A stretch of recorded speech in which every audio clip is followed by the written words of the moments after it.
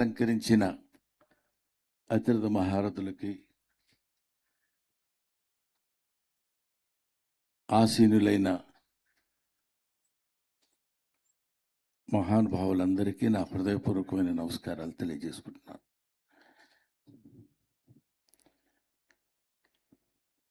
ఇప్పుడు ఈరోజు ఈ సభ book launch ceremony of Savitri classics. Savitri classics గురించి పెట్టినటువంటి సభ. అంటే ఆ మాత్రం మాకు తెలియదా, నువ్వు విడమరిచి చెప్పాలా అని మీరు అనుకోవచ్చు. కానీ ఒక్కోసారి చెప్పాలేమో అనిపిస్తుంది. ఎందుకంటే సావిత్రి గారి గురించి ఒకసారి ఆ మహానటి గురించి మనందరం మననం చేసుకోవడం అనేది ఆవిడ ప్రాతస్మరణీయురాలు కాదు, చిరస్మరణీయురాలు. ఎప్పుడూ మనల్ని గుర్తుంచుకోవాల్సినటువంటి మనవని నేను ఎందుకంటున్నానంటే, నటకులంలో పుట్టినటువంటి ప్రతివాడు ఆరాధించేటువంటి ఆరాధ్య దేవత ఆ మహాతల్లి. కొంతమంది పుడతారు, కొంతమందిని భగవంతుడు పుట్టిస్తాడు. అలా భగవంతుడు పుట్టించిన వాళ్ళని కారణజన్ములు అంటారు. కారణజన్ములు అని ఎందుకంటారంటే, వాళ్ళు ఒక్కొక్క కారణానికి వాళ్ళు అలా జన్మిస్తారు అని. అటువంటి కారణ జన్మురాలు సావిత్రి గారు అయితే, కొంతమంది మాత్రమే వేళ్ల మీద లెక్క పెట్టగలిగినటువంటి మహానటులు, మహానటీమణులు పుట్టినటువంటి మన గడ్డ, మన తెలుగు గడ్డ ఎంత పవిత్రమైందో కదా. ఎటువంటి మహానుభావుల్ని కనదండి ఈ తెలుగు గడ్డ. ఒకసారి ఆలోచించండి. రామారావు గారు, నాగేశ్వరరావు గారు, ఎస్వి రంగారావు గారు, సావిత్రి గారు, రేలంగి గారు, సూర్యకాంతమ్మ గారు, వీళ్ళందరూ వాళ్ళు నటించరు. ఎక్కడా నటించినట్టు మనకు కనిపించదు. బాగా యాక్ట్ చేయటం వేరు, బాగా నటించటం వేరు, ఆ పాత్రలో జీవించటం వేరు. ఇందాక మనం అన్నాం, ఒక కృష్ణరాజు గారి గురించి, రఘురామకృష్ణరాజు గారి గురించి చెప్తే, ఆయన చెప్తూ బుగ్గ మీద పుట్టుమచ్చ గురించి చెప్పినప్పుడు ఆవిడ ఇచ్చిన ఎక్స్ప్రెషన్స్ అని అలాంటివి కోకొల్లలు ఆ తల్లి ఇచ్చినటువంటి ఎక్స్ప్రెషన్స్. ఆవిడ అందుకే పుట్టింది. That is her duty to do it. ఇంకా అంతకంటే వేరే చేయగలిగింది ఏం లేదు, ఎవ్వరూ ఏం చేయలేరు. అందుకే ఇంక చాలేమ్మా నువ్వు ఎన్నాళ్ళు ఉంటావు, వచ్చే నా దగ్గరికి అని తీసుకెళ్ళి మనం అనుకుంటున్నాం ఆవిడ మరణించారని. నో, అని ఇందాక మన మిత్రుడు చెప్పాడు, సంజయ్ కిషోర్, ఆవిడకి మరణం లేదు. అలాంటి నటులకు అసలు మరణం ఉండదు. They will travel from this planet to another planet. ఇక్కడి నుంచి ఇంకో చోటుకి వెళ్తారు, ఇంకొకటికి. గంధర్వు లాంటి వాళ్ళకి చావు అనేటువంటిది ఉండదు. కాబట్టి వాళ్ళు ఒక అద్భుతమైనటువంటి రీతిలో ఇంకొక చోట, ఇంకొక రూపంలో వాళ్ళ యొక్క విధిని నిర్వర్తిస్తారు. బై ది ఆర్డర్స్, విధి నిర్వహణ అంటాం చూడండి. ఆ విధి నిర్వహణ భగవంతుడు ఇచ్చినటువంటి దాన్ని వాళ్ళు నిర్వర్తిస్తూ ఉంటారు. అటువంటి సావిత్రి గారిని నాకు బాగా గుర్తు. అయ్యో, ఆవిడున్నప్పుడు ఒక్క సినిమాలోనా యాక్ట్ చేసి ఉంటే బాగుండేది కదా అన్న కోరిక ఇప్పుడు సావిత్రి గారు, ఎస్వి రంగారావు గారు, రేలంగి గారు, సూర్యకాంతమ్మ గారితో చేశాను. కానీ మిగతా వీళ్ళెవరితో నేను నటించలేదు. నటించే భాగ్యం నాకు కలగలేదు. అది కొంతమందికి కలుగుతుంది. అది భాగ్యం. లేకపోతే ఇదిగాక సాఫల్యం, ఇదిగాక సంతోషం, ఇదిగాక సాఫల్యం ఇంకొకటి కలదే అన్నట్టు. ఇంతకంటే అద్భుతమైనటువంటి సాఫల్యత కోరుకున్నటువంటి వాళ్ళు ఎంతోమంది నటులు ఉన్నారు. వాళ్ళందరికీ అలవాటు పడుతుందా, వాళ్ళందరికీ కుదురుతుందా అంటే అది దైవ నిర్ణయం. కుదురుతుందో లేదో దేవుడు నిర్ణయించేటువంటి విషయం. అటువంటి సావిత్రి, ఇంకా అటువంటి సావిత్రి గారు ఆవిడ నటించినటువంటి క్యారెక్టర్స్ అన్నిటినీ జాగ్రత్తగా, ఇప్పుడు ఇందాక ఉదాహరణకి వరప్రసాద్ రెడ్డి గారి గురించి చెప్పారు, కృష్ణయ్య గారి గురించి చెప్పారు. ఇంకెవరో సావిత్రి గారి గురించి మాట్లాడిన వాళ్ళందరి గురించి చెప్పారు. నాకు వరప్రసాద్ రెడ్డి గారు సావిత్రి గారిని ఆవిడ పాడిన పాటల క్యాసెట్ వీడియో, ఆవిడది ఆ సినిమా నటులు వాళ్ళు నటించినటువంటి చిత్రాల సంఖ్య ఇవన్నీ తీసుకొచ్చి మా ఇంటికి మీకు ఇది గిఫ్ట్గా ఇస్తున్నారండి అన్నారు.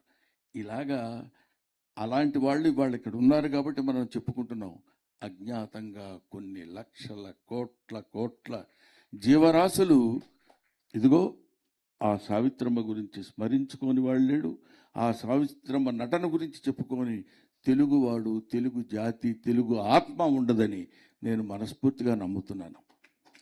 అటువంటి మహానుభావులు ఎంతమంది అలాంటి వాళ్ళందరూ సావిత్రిని ఒకసారి చూస్తే బాగుండని. సావిత్రి ఒక ఎక్స్ప్రెషన్ కాదండి. సావిత్రి 1 సెకండ్లో 3 ఎక్స్ప్రెషన్స్ ఇవ్వగలిగిన మహానటి ఎవరైనా ఉన్నారంటే ఆవిడ సావిత్రి గారే. మీరు సావిత్రమ్మకి బిడ్డగా పుట్టినందుకు కాదు, సావిత్రమ్మ వాళ్ళ అమ్మ సావిత్రిని కని మీకు తల్లిగా ఇచ్చింది, మీరు దానికి ధన్యులు. అటువంటి వాళ్ళ యొక్క జన్మఫలం సావిత్రమ్మ. ఆ తల్లి భూమి మీద పడినటువంటి క్షణం నుంచి ఇవాల్టి వరకు, ఇందాక తమ్ముడు సంజయ్ కిషోర్ చెప్పాడు, ఎప్పటి సావిత్రి. ఇవాళ సావిత్రి గురించి మనం ఇక్కడ మాట్లాడుకుంటున్నామంటే అది సావిత్రి యొక్క నటనా వైదిష్యం మామూలు కాదండి. ఎంతసేపైనా ఆవిడ గురించి చెప్పుకోవచ్చు. తండ్రి కూతుళ్ళుగా చేసినటువంటి సావిత్రి ఎస్వి రంగారావు, వాళ్ళిద్దరి కాంబినేషన్లో ఎస్వి రంగారావు గారు తండ్రి ఆ క్యారెక్టరు, సావిత్రి కూతురు క్యారెక్టర్ అంతకుముందే మంచి మనసులో దీనిలోనూ చేశారు. అటువంటిది వాళ్ళు ఆ సావిత్రిని చూసి కామంతో చూడాలి ఎస్వి రంగారావు. నర్తనశాలలో కామంతో చూడాలి, ఈవిడ ఈసడించుకున్నట్టు కనపడకుండా నటించాలి, తన మీద ప్రేమ ఉన్నట్టు నటించాలి, కానీ ఈసడింపు వీడేంటి అనేది. వాళ్ళిద్దరి మధ్య జరుగుతున్నటువంటి ఆ నట సంఘర్షణ ఉందే, చేతులెత్తి నమస్కరించాలి తప్ప మనం ఏం చేయటానికి లేదు.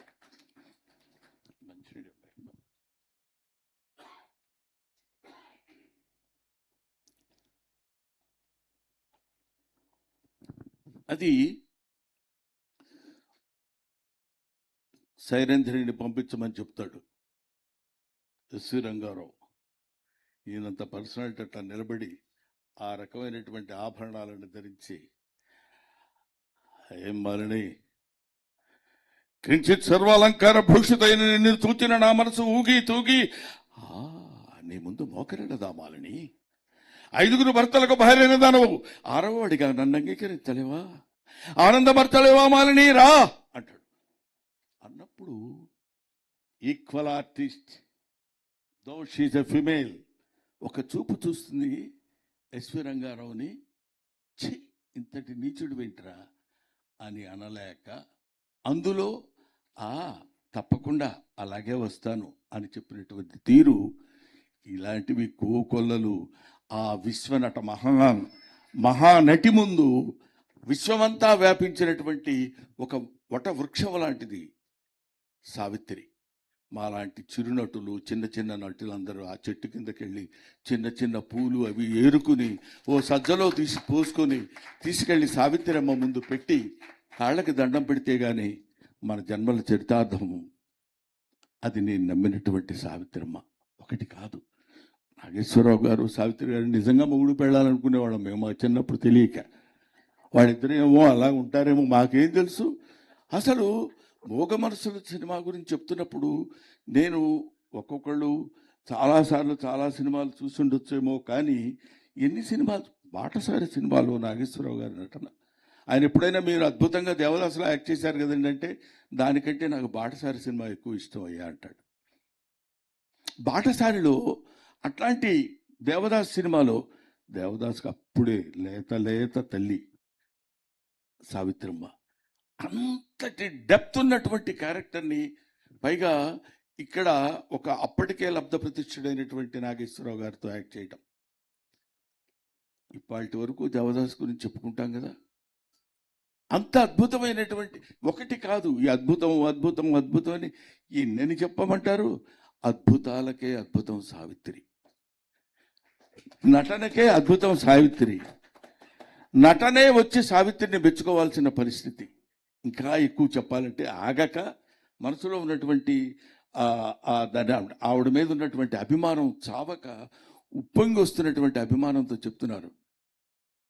అటువంటి సావిత్రి గురించి ఎన్నెన్ని క్యారెక్టర్స్, ఎటువంటి అవలీలగా యాక్ట్ చేయటం వేరండి. చాలా కష్టపడిపోయి ఒక పేజీ డైలాగ్స్ తీసుకొని పక్కకి వెళ్ళి కూర్చొని టపటపటపటపటపట చదివి మళ్ళీ అవునా కాదా, అదేదో ఎక్కడో చదివాను, ఒక కంట కన్నీళ్లు ఒక కంట నీళ్లు రాకూడదు, అలా నటించాలన్నప్పుడు ఆ నటనకి న్యాయం చేకూర్చడం అనేది అది భగవత్ ప్రసాదితమైనటువంటి నటన ఉంటే తప్ప ఎవ్వరూ చేయలేనటువంటి నటి ఆవిడ.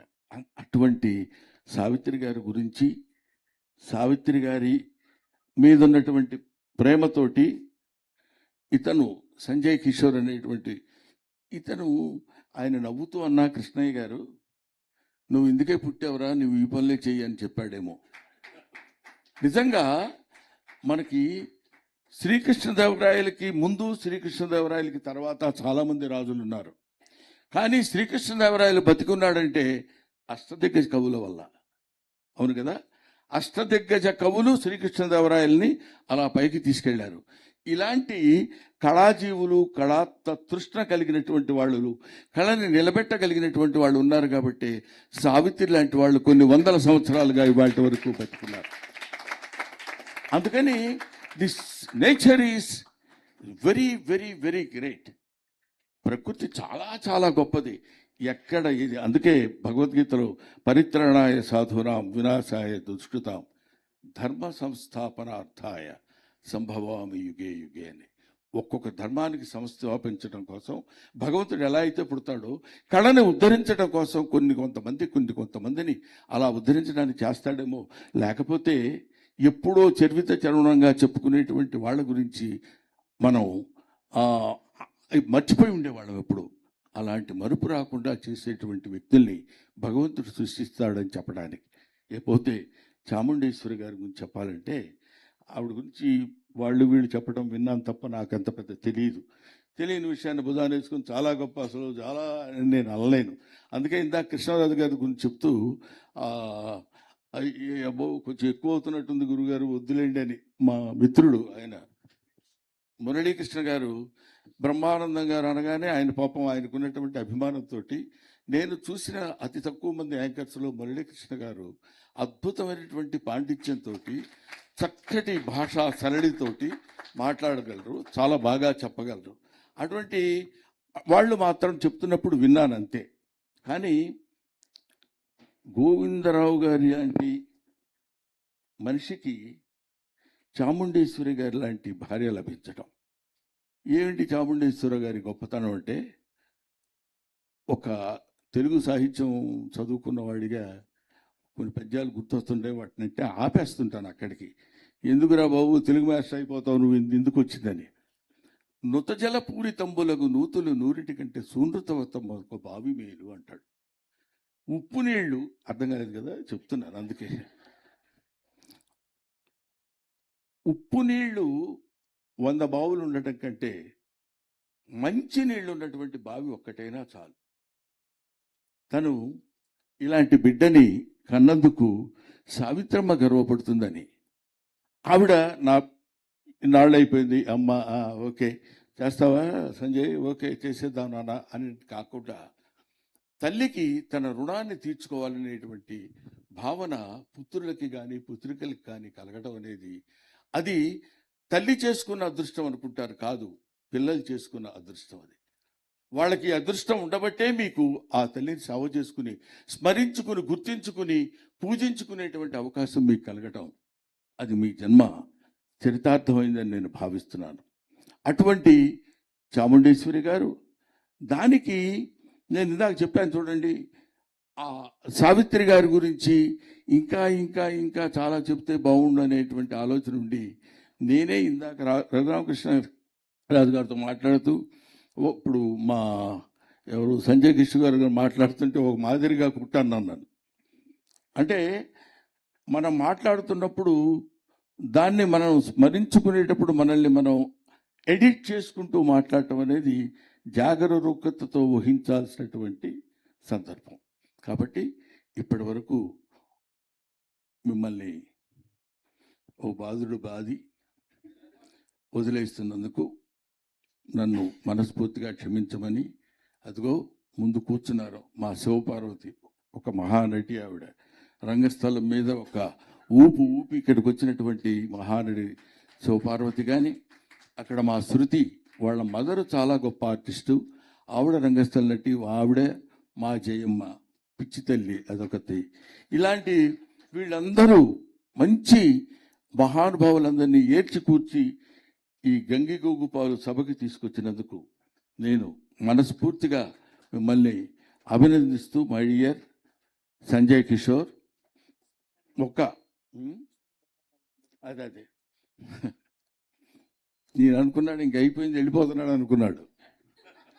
ఇక్కడ పెట్టి కాలడ్డం పెట్టాడంటే అక్కడ పడతాను నేను, నాకు అది తెలుసు. కానీ ఈ పుస్తకం ముందు చూడగానే మాకే కళ్ళ నీళ్ళు వచ్చినాయంటే మీకు రాకుండా ఎలా ఉంటాయమ్మా?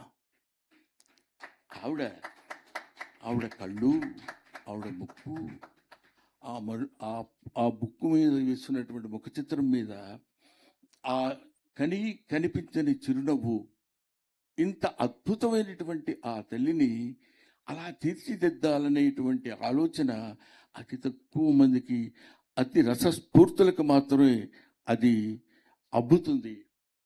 అది మా సంజయ్ కిషోర్.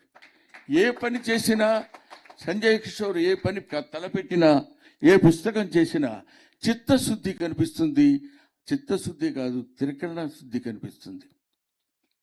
మనస వాచ కర్మణ చేస్తాడు. ముఖ్యంగా కొన్ని పుస్తకాలు చదువుతున్నప్పుడు ఆయన రాసిన పుస్తకాలు కొన్ని చూస్తున్నాను, ఎంత కష్టపడతాడండి. ఆ బుక్ మనకేదో మంచినీళ్ళు కొంచెం ఇదంతా మాట్లాడుతున్నప్పుడు మంచినీళ్ళు తగాల్సి వస్తుంది.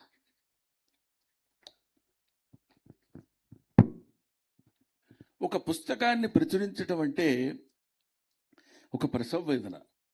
ఒక మాటలో చెప్పాలంటే అది పిండోత్పత్తి ఆరంభమైన దగ్గర నుంచి ఆ తర్వాత రాస్తుంటారు. చాలా బాగుందని వరప్రసాద్ రెడ్డి గారి బుక్ కూడా చదివాను.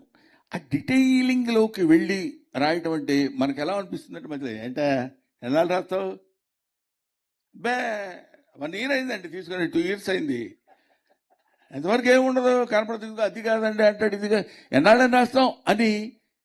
ఎంతమంది ఎన్నిసార్లు ఎన్ని రకాలుగా అన్నారో నేనే అన్నా, ఎవరినో అంటాం ఎందుకు. కానీ అందులో ఎక్కడ సౌకుమార్యం మిస్ అవ్వదు. ఎంత డీటెయిలింగ్, ఎంత ఎవ్వడు వేలెత్తి చూపించడానికి వీల్లేనంతటి అంతటి ఖచ్చితత్వం అంటారు చూడండి, దాని పర్ఫెక్షనిజం అది కలిగినటువంటి అతి తక్కువ మంది వ్యక్తుల్లో ఈ చిన్న కుర్రాడికి ఇటువంటి ఆలోచన, ఇంతటి శక్తిని భగవంతుడే ప్రసాదించేందుకు ఈ పుస్తకం కాదు, ఒక సావిత్రినే కాకుండా మళ్ళీ ఇంకోటి ఉందండి. కనపడ్డగానే అలా వినయంగా ఉంటాడు, కానీ ఎవడికి పడితే అడిగి రాయడు. చాలామంది అడుగుతారు, గురుగారు నా పుస్తకం గురించి రాయండి, దానికి ఉంది, మీకు ఎంత కావాలో చెప్పండి అనే బ్యాచ్లు చాలామంది ఉన్నారని నాకు తెలుసు. అలాగే సార్ అంటాడు ఒట్టిదే. అంత దుర్మార్గమైన నవ్వు నవ్వి తప్పించుకునేటువంటి అంటే మనస్తత్వం కలిగినటువంటి వ్యక్తి. ఆ మనిషిలో ఆ విద్వత్తు ఉండాలి, అతనికి మన పుస్తకం రాయగలిగినటువంటి కెపాసిటీ ఉండాలి, ఆడి దగ్గర కంటెంట్ ఉండాలి. ఇవన్నీ ఉంటే కానీ రాయడానికి వీలు లేదు. అదిగో ఎదురుగా కళాసుధ అతను కూర్చుని ఉన్నాడు, కళాసుధ శ్రీనివాస్ గారు అని గురు పురస్కారాలని పెట్టాడు మెడ్రాస్లో, గురుశ్రీ ఆయన. ఇదిగో వీళ్ళందరూ చెప్పాను కదండి, మామూలు బ్యాచ్ కాదు, వెతుకుతారు, మొత్తం గేలం వేసి పడతారు, ఒకళ్ళని టపామని ఒకటి లాస్ట్ వీడికి సన్మానం చేయాలనుకుంటారు. అప్పుడు అలాగా ఇట్లాంటి ముఖ్యంగా పుస్తకం రాయటం విషయంలో మీరు ఇందాక ఆయన ఎవరో చెప్పారు, మన మురళీకృష్ణ గారు చెప్పినట్టు కొన్ని లక్షల పేపర్లు ఆ పుస్తకాలు అవన్నీ తీసి అందులో అది ఈ జీవితం నీకు అంకితం అన్నట్టు, ఈ జీవితం నీకు ఇస్తున్నాను అన్నట్టు, అక్కడ అలాంటి వాళ్ళు అలాగా పనిచేశారు కాబట్టి ఇలాగా ఇవాల్టి వరకు కొంతమంది కాదు, చిరస్మరణీయులైనటువంటి ఆర్టిస్టులు ఉండి వాళ్ళు ఇప్పుడు నాగేశ్వరరావు గారు, ఆయన ఎవరు ఎస్వి రంగారావు గారు ఉన్నప్పుడు ఆయన పడిపోతాడు మాయబజార్లో.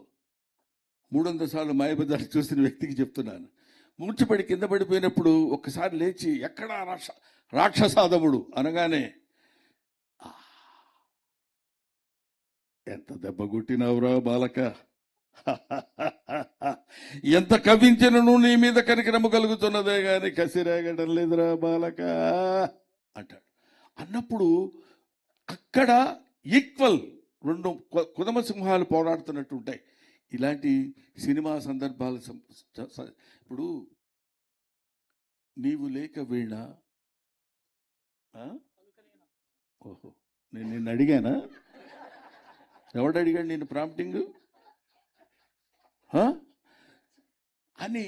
అలాంటి చోట్ల నీవు రావు నిద్ర రాదు అని ఇలాంటి సన్నివేశాల్లో మహానటి ఇటు నవరసాల్ని అవలీలగా పోషించగలిగినటువంటి మహానటి. అందుకని చివరిగా తెలుగు మాస్టర్ని కాబట్టి ఒక మాట చెప్పేసి ముగించేస్తాను. ఇప్పటికే బాగా వాయించానని నాకు తెలుసు, కానీ వినేవాళ్ళు దొరికారు కాబట్టి నేనేం చేయలేను దానికి.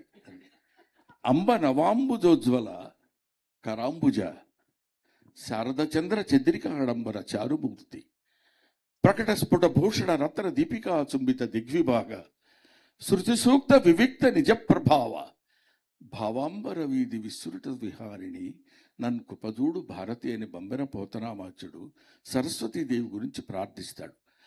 అలాగా నటులందరం కలిసి మనం ప్రార్థించాల్సింది ఏంటంటే, నటకులాన్ని గురించినటువంటి ఒక కవి చెప్పాల్సినటువంటి విషయం ఏంటంటే, అంబ నవాంబుజోజ్వల కరాంబుజ శారద చంద్ర చంద్రిక ఆడంబర చారుమూర్తి ప్రకట స్ఫుట భూషణ రతనదీపికా చుంబిత దిగ్విభాగ శృతి సూక్త వివిక్త నిజ ప్రభావ భావాంబర వీధి విస్తృత విహారిణి సావిత్రి మమ కుపదూడు భారతి. నమస్తే.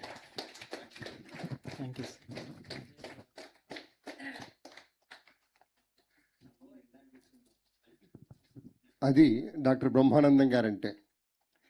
శృతి సూక్తి వివక్త నిజ ప్రభావ భావాంబర వీధి విస్తృత విహారి ననం కృపచూడు భారతి అన్నదాన్ని చివరిలో ఆయన నటకులం అనే మాట అన్నారు కాబట్టి నన్నన్ కృపచూడు సావిత్రి అంటూ ముగించారు తమ ప్రసంగాన్ని. పోతనామాచ్యుడి పద్యాన్ని చాలా గుర్తు చేశారు మాస్టర్ గారు. అనేక ధన్యవాదాలు మీకు. ఇక సభలో ఉన్న